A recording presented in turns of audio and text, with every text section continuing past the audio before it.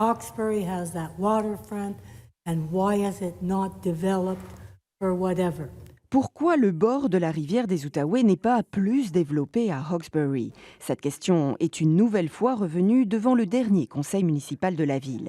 Dans le nouveau plan officiel présenté aux élus, une partie des terrains riverains vacants entre le pont de la Confédération et l'usine de traitement des eaux usées sont considérés comme faisant partie d'une plaine inondable, une définition que dénoncent les élus.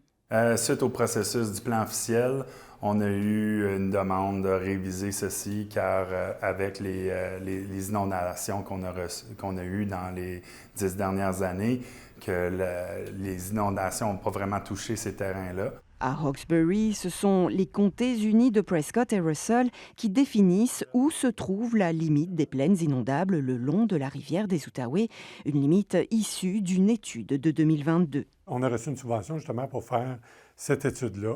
Une fois l'étude complétée, il y a une révision par les pairs par un autre consultant indépendant, puis également par le gouvernement fédéral qui octroie les fonds pour faire ça. Donc, les résultats de ça sont vérifiés et contre-vérifiés.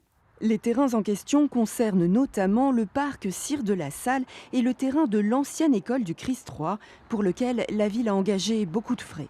C'est aussi pour chercher à regarder avec les argents qu'on a investis pour décontaminer et aussi pour enlever la vieille école. Ça fait une vingtaine d'années, si pas plus, où c'est un secteur que les gens aimeraient être développé, surtout ces riverains.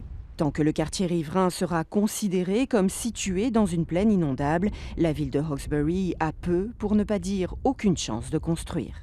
Ici Nelly Alberola, Radio-Canada, Hawkesbury.